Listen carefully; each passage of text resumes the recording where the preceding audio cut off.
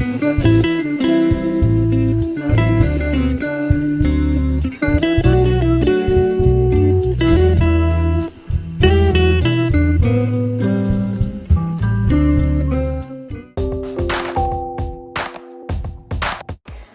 si celebra Sant'Antonio Maria Zaccaria. Il nome Antonio ha origine etrusca e significa colui che combatte. Il 5 luglio è la giornata mondiale del bikini.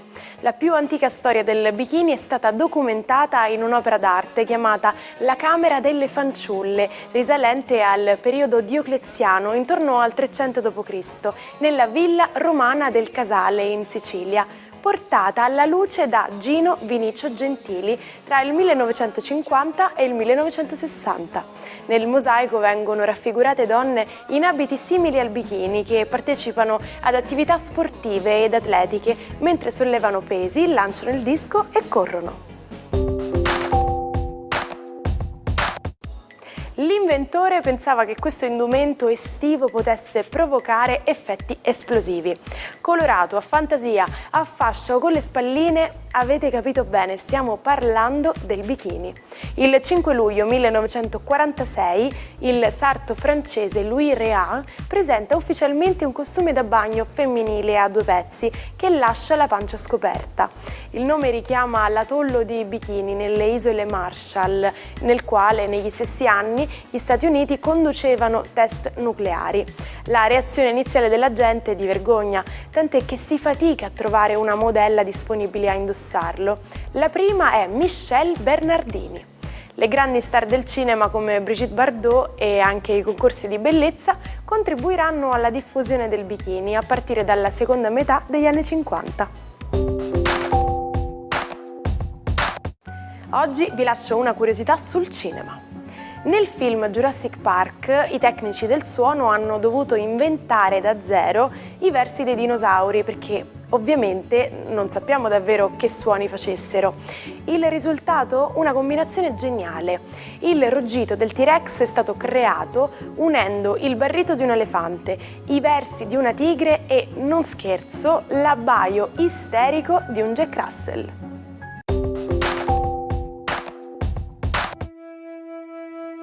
Buon weekend ai 12. Oggi la luna in Scorpione inaugura un weekend passionale, caldo, intenso e creativo. Vediamo cosa succede nello zodiaco.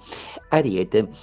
Per voi sicuramente gioca a favore più Plutone che non proprio la luna, visto che le distanze planetarie rinsaldano un po' il connubio col pianeta della sensualità e della creatività, la luna in Scorpione, per cui il gioco è semplicemente fatto. Organizzatevi per un weekend intimo e privato. Toro, la vostra giornata oggi inizia con una luna in opposizione, opposta ma non tanto da farvi saltare i nervi, quindi godete ancora dei privilegi dell'amore, soprattutto perché Venere e Urano stanno cambiando radicalmente il vostro mondo affettivo.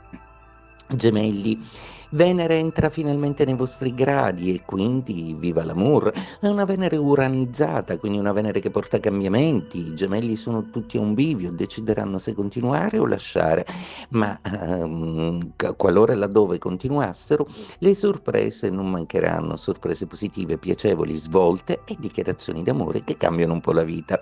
Cancro, questo sabato così ricco e prezioso con una luna in Scorpione in Trigono, riscalda e accende le fantasie di un Giove e di un Sole che sono veramente molto vogliosi e desiderosi di appagare i vostri desideri.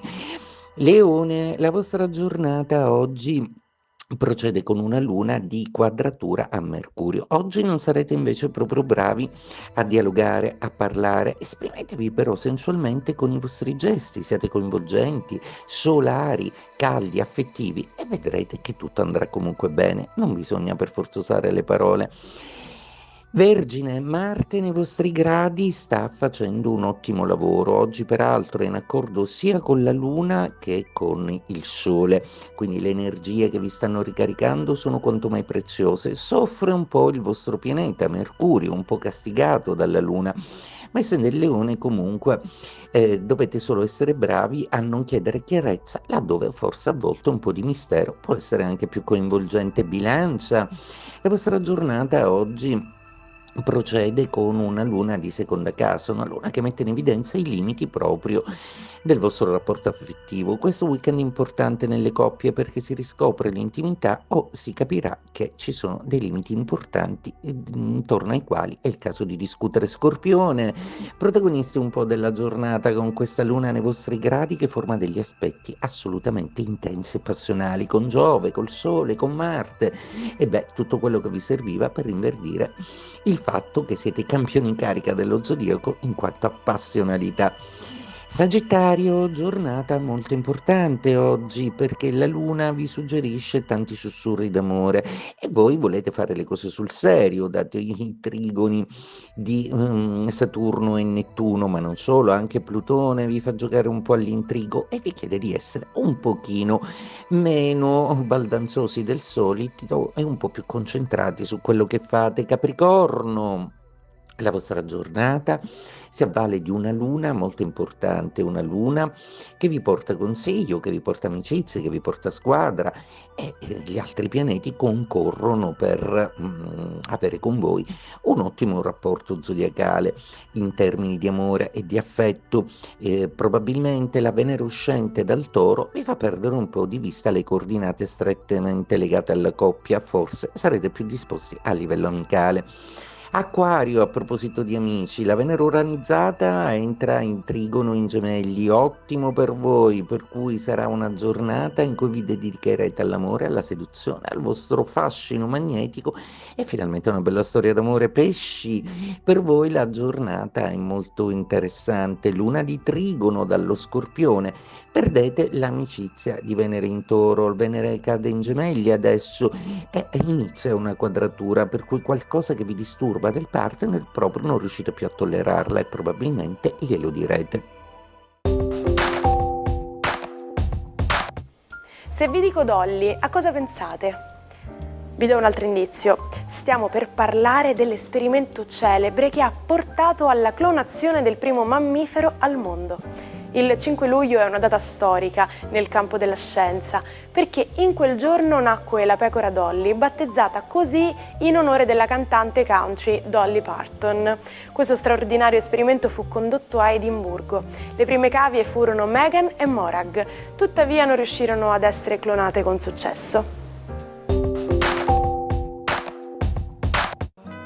Spesso sentiamo il medico dirci sei sano come un pesce.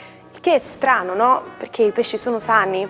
Comunque, gli inglesi hanno una frase altrettanto curiosa, fit as a fiddle, che tradotto significa sei sano come un violino. Vabbè. Il matto di oggi è Jean Cocteau. Era un artista eccentrico e talentuoso che faceva parte dell'avanguardia artistica e letteraria di Parigi nella prima metà del Novecento. Era bravo nel disegno e nella grafica fin da bambino. La vita di Jean non è stata priva di difficoltà. A soli 23 anni sviluppò una dipendenza dall'oppio che lo portò a frequentare una clinica di disintossicazione ben 4 volte. L'oppio rappresentava per lui una consolazione che lo allontanava dal dolore e dalla paura della morte. Le relazioni sentimentali di Jean coinvolsero sia donne che uomini. L'attore Jean Marais, protagonista di molti film di Cocteau, fu il suo compagno fino alla morte. Ci salutiamo con la frase del giorno.